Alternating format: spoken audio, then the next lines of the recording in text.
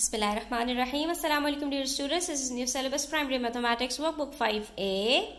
Chapter number 6 है area of triangles. We have learned how to find out area of triangles in our earlier videos.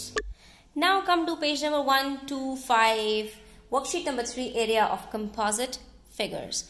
So here students, we are going to learn something new. Please hold a pencil in your hands and subscribe to my channel. Watch the video till the end. And if it's informative for you, please hit the like button. तो आज सीखने वाले हैं कि area अगर composite figure का है तो कैसे निकाला जाएगा, क्योंकि हमें पता चल गया कि ट्राइंगल का area half into base into altitude होता है. एरिया ऑफ स्क्वायर और रेक्टेंगल हम पहले ही सीख चुके हैं. एरिया ऑफ ट्रेपीजियम भी हमें आता है.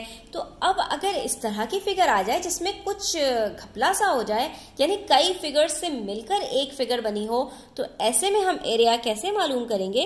कोई मसला नहीं है स्टूडेंट्स, हमें सिर्फ ये देखना है कि उसके अंदर कौन कौन सी हम टुकड़ों में फिगर्स बना सकते हैं. उनका अलग अलग आपने एरिया कैलकुलेट करना है और उसके बाद फिर आपने उन सबको सम कर लेना है, तो आपको पता चल जाएगा इसका टोटल एरिया क्या निकल रहा है. अब क्वेश्चन नंबर 1 देखो, यहाँ पर मुझे दो फिगर्स नजर आ रही हैं, दो शेप्स नजर आ रही हैं एक फिगर के अंदर. ठीक है, अगर मैं यहाँ पर एक लाइन खींच दूं तो मेरे पास क्या बन जाएगा स्टूडेंट्स? मेरे पास ये बन गया एक ट्राइंगल. ठीक है, अब इसका जो बेस है वो भी मुझे पता है, क्योंकि इसका बेस नीचे 15 मीटर्स गिवन है, तो मैं ये कह सकती हूँ कि जो मेरे पास ट्राइंगल है इसका बेस 15 मीटर्स है. ठीक है, और नीचे वाली जो मुझे शेप नजर आ रही है ये कोई रेक्टेंगल है जिसकी लेंथ कितनी है?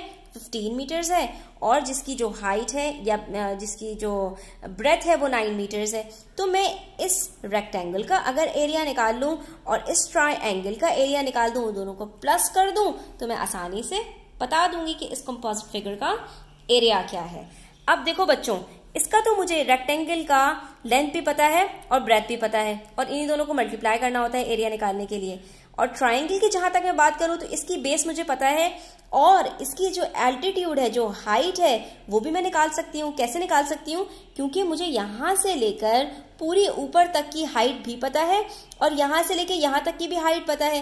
तो ये वाली हाइट निकालना कौन सा मुश्किल बात है? 17 में से 9 को सब्ट्रैक्ट कर दो, पता चल जाएगा भाई कि आपके पास ये वाली जो ट्राइंगल की हाइट है वो कितनी है? 8 मीटर्स. सिंपल. अब जब इसकी हाइट भी पता चल गई, इसकी बेस भी पता चल गई, तो इसका भी एरिया आराम से कैलकुलेट हो जाएगा. बस जनाब, निकल आया आपका टोटल एरिया. ट्राइंगल का निकाल लिया पहले 60 मीटर्स स्क्वायर, और उसके बाद रेक्टेंगल का निकाल लिया 135 metres square. Length into breadth, half into base into height.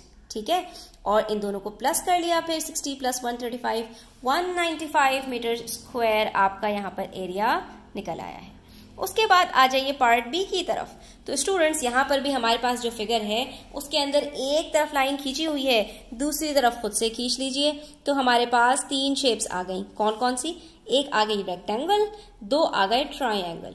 अब इस ट्राइंगल की हाइट भी पता है, तो इस ट्राइंगल की हाइट भी पता चल जाएगी, क्योंकि दोनों की बराबर है. देख सकते हो, इसकी 6 सेंटीमीटर तो इसकी भी 6 सेंटीमीटर. इसकी बेस निकालनी है. बेस कैसे निकाल सकते हैं? वो भी गिवन है 7 सेंटीमीटर. अलबत्ता इस वाले ट्राइंगल की निकालनी पड़ेगी. अब इस रेक्टेंगल की बात कर लेते हैं. इस रेक्टेंगल का मुझे लेंथ पता है 15 सेंटीमीटर्स और ब्रेथ कितनी है? 6 सेंटीमीटर. तो इस रेक्टेंगल का एरिया आसानी से निकल आएगा. इस ट्राइंगल का एरिया भी आसानी से निकल आएगा, क्योंकि इसकी हाइट 6 सेंटीमीटर है, बेस 7 सेंटीमीटर है. अब आ जाइए इस वाले ट्राइंगल की तरफ. इसकी मुझे पता चल चुकी है हाइट 6 सेंटीमीटर है, तो मैं बेस भी निकाल सकती हूँ. कैसे निकाल सकती हूँ स्टूडेंट्स? मुझे पता है कि ये जो पूरी हाइट है, ये पूरी जो मेरे पास लेंथ है ऊपर वाली लाइन की, ये 25 सेंटीमीटर है. ठीक है, जिसमें से जो ये 7 सेंटीमीटर की लेंथ है ये भी मुझे नहीं चाहिए. उसके बाद ये जो 15 सेंटीमीटर की लेंथ है ये भी मुझे नहीं चाहिए. तो मैं यहाँ पर इस वाली लेंथ को निकालने के लिए 25 माइनस 7 और माइनस 15 कर देती हूँ. 25 में से जब 15 को सब्ट्रैक्ट किया तो बचता है 10, और 10 में से जब 7 को सब्ट्रैक्ट किया तो बचता है सिर्फ 3 सेंटीमीटर्स. यानी ये वाली जो मेरे पास बेस है वो सिर्फ 3 सेंटीमीटर्स की है. ठीक है, तो अब क्या करना है? बेस और हाइट इसको मल्टीप्लाई करना है, हाफ कर देना है. इन दोनों को भी मल्टीप्लाई करके हाफ कर देना है, और इन दोनों को मल्टीप्लाई करके इसका भी एरिया निकाल लेना है, और फिर तीनों को सम अप कर देना है.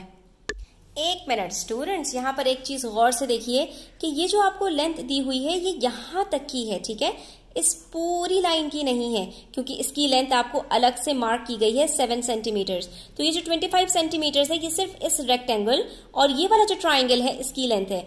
इसलिए हम इस ट्राइंगल नंबर 1 की जो बेस निकालेंगे उसमें 25 में से सिर्फ 15 को सब्ट्रैक्ट करेंगे, दैट इज 10 सेंटीमीटर्स। और अगर आप गौर से देखें इस फिगर के अंदर तो ये चीज आपको प्रूफ भी हो जाएगी कि ये आपके पास जो लेंथ दी हुई है, जो बेस दी हुई है, वो कम है इस लेंथ से, तो डेफिनेटली ये बड़ी होगी 7 सेंटीमीटर से, दैट इज 10 सेंटीमीटर्स। तो बस अब आपने क्या करना है, area of triangle number 1 10 into 6 और हाफ कर दिया तो 30 सेंटीमीटर स्क्वायर निकल आया। उसके बाद ट्राइंगल नंबर 2 का आपने एरिया निकाला 7 इंटू 6 42, डिवाइड कर दिया 2 से तो 21 सेंटीमीटर स्क्वायर निकल आया। और उसके बाद इस रेक्टेंगल का निकाला 6 इंटू 15, दैट इज 90 सेंटीमीटर्स। तो टोटल एरिया हमारे पास कुछ निकल आ रहा है 141 सेंटीमीटर स्क्वायर। तो जनाब कैसी लगी आज की वीडियो, प्लीज कमेंट सेक्शन में अपनी राय का इजहार जरूर कीजिएगा। Thanks for watching the video till the end, take care, अल्लाह हाफिज।